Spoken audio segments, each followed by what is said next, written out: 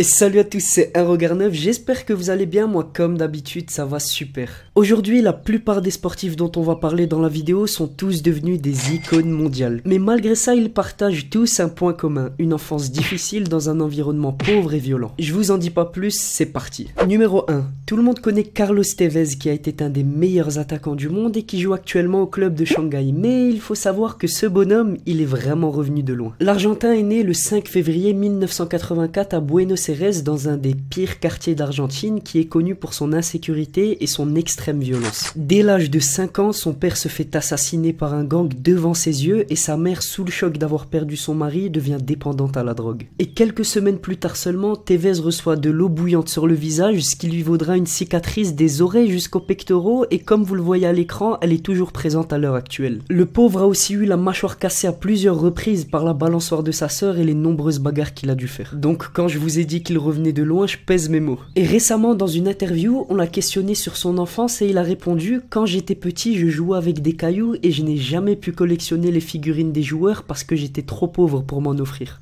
Enfant, j'avais trop peur d'être kidnappé et je ne pouvais jamais sortir seul dans la rue, c'était trop dangereux. On entendait des coups de feu, des cris, des pleurs et en sortant le matin, il y avait souvent des morts sur le chemin de l'école. Donc ce qu'il a vécu, c'est vraiment inimaginable. Il a même perdu à cette époque son meilleur ami Dario Coronel qui s'est suicidé à l'âge de 17 ans pour échapper à la prison alors qu'ils étaient 24 heures sur 24 ensemble et jouaient ensemble au foot. Et heureusement pour Tevez, la porte de sortie de tous ces problèmes a été le foot, mais ça n'a pas été aussi facile que ça. Dès l'âge de 8 ans, il intègre le club Atlético All Boys, l'équipe locale avec laquelle il participera à de nombreux tournois afin de gagner quelques sommes d'argent. Et très rapidement, de grands clubs s'intéressent à lui et même Boca Juniors, un des plus grands clubs du pays. Mais les dirigeants de son club actuel ne voulaient pas le laisser partir et il a même dû prendre le nom de ses voisins adoptifs qui est Tevez pour quitter le club. Et petit à petit, il signe pro dans des grands clubs comme Manchester United, Manchester City ou encore la Juventus et il est devenu le Tevez qu'on connaît.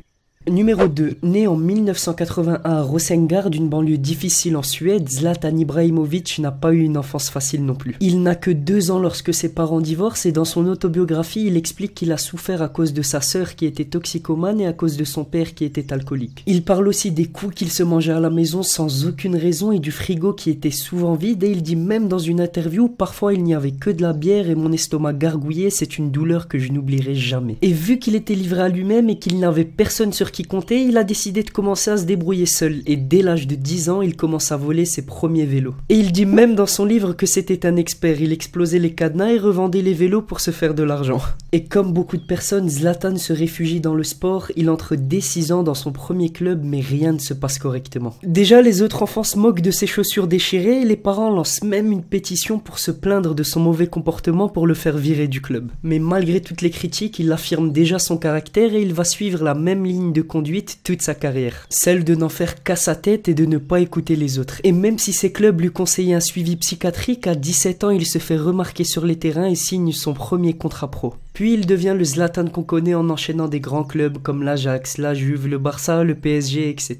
Numéro 3, on quitte le foot cette fois-ci. Michael Jordan est souvent reconnu comme le meilleur basketteur de tous les temps, mais avant sa grande carrière, il en a vécu des échecs. Le premier échec de sa carrière, c'est quand il s'est fait virer de son club de basket au lycée, mais il ne s'est pas laissé faire et il a continué à jouer. Et il a même dit: j'ai raté plus de 9000 tirs dans ma carrière, j'ai perdu près de 300 matchs, 26 fois on m'a fait confiance pour prendre le tir de la victoire et j'ai raté. J'ai échoué encore et encore et encore dans ma vie et c'est justement pour ça que je réussis. Une phrase magnifique pour prouver à tout le monde que ce sont les échecs qui forgent et qui permettent la victoire. Numéro 4. Pascal Papey est un grand rugbyman qui a été capitaine de l'équipe de France, sélectionné plus de 65 fois et qui est maintenant vice-président de la Fédération française de rugby. Mais le pauvre a toujours refusé qu'on parle de son enfance jusqu'à récemment où il s'est confié dans le magazine L'Équipe. Il est né en 1980 d'une mère qui connaît beaucoup de problèmes psychologiques comme il le raconte, qui se drogue et boit et qui faisait comme si son enfant, donc Pascal, n'existait pas. Le futur rugbyman va vivre ses 6 premiers mois d'une manière très compliquée, il va être livré à lui-même, pas nourri ni rien jusqu'à ce qu'on le confie à une famille d'accueil. Et malgré l'amour que cette famille d'accueil lui apporte, le cauchemar vécu par Pascal Papey reste imprimé dans son esprit. Pascal raconte qu'il est traumatisé à l'époque et qu'il craint en permanence d'être retiré de cette famille et d'être renvoyé chez son ancienne mère. Et ce traumatisme a des effets très concrets, comme par exemple il faisait pipi au lit jusqu'à l'âge de 12 ans.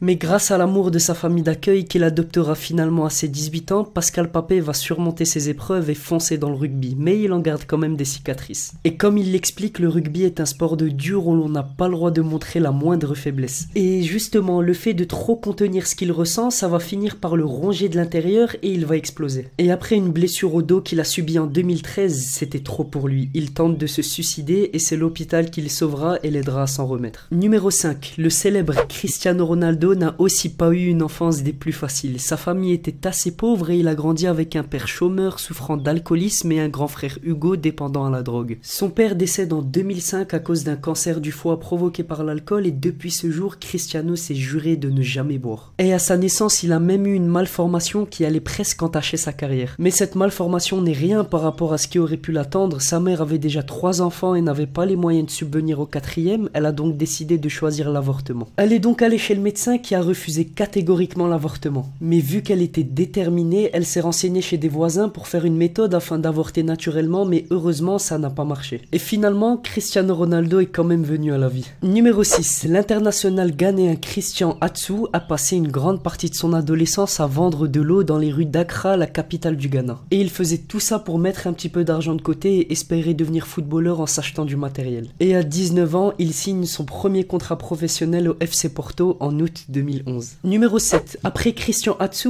on parle d'une autre star africaine, Samuel Eto'o. Entre 2004 et 2009, il a marqué pas moins de 150 buts avec le FC Barcelone. Et pourtant, Samuel Eto'o est né à Douala au Cameroun dans une famille modeste de 6 enfants. Et vu que le pauvre n'avait ni les moyens de s'acheter des chaussures ni un ballon, il marquait ses premiers buts en tapant dans un ballon fait de sacs plastiques. Numéro 8. Plus tôt dans la vidéo, on a parlé de Cristiano Ronaldo, mais cette fois-ci, c'est Ronaldo le Brésilien dont on va parler. Ronaldo Luis Nazario voit le jour le 22 septembre 1976 près de Rio de Janeiro et c'est un enfant assez calme mais qui vit dans une famille très pauvre. Et un jour, quand il a 4 ans, il reçoit son premier ballon de foot en cadeau et là, c'est le coup de foudre. Il ne le quitte presque jamais, le garde toujours au pied et dort même avec. Et le pauvre, même s'il avait déjà un très bon niveau quand il était petit, il ne pouvait pas aller faire des tests dans son club de cœur car il n'avait pas d'argent pour se payer un ticket de bus. Numéro 9. Si je vous dis que le prochain est présenté comme le meilleur joueur de foot de l'histoire et c'est le seul qui a remporté 3 coupes du monde. Vous vous en doutez, c'est la légende Pelé. Et le truc le plus choquant, c'est que quand il était petit, à cause de la pauvreté de sa famille, il a joué avec un faux ballon qui était fait avec une chaussette pleine de papier. Et au lieu de s'entraîner, il était obligé de travailler comme serveur dans un restaurant pour aider sa famille. Et entre nous, je pense qu'il les a bien aidés pendant sa grande carrière.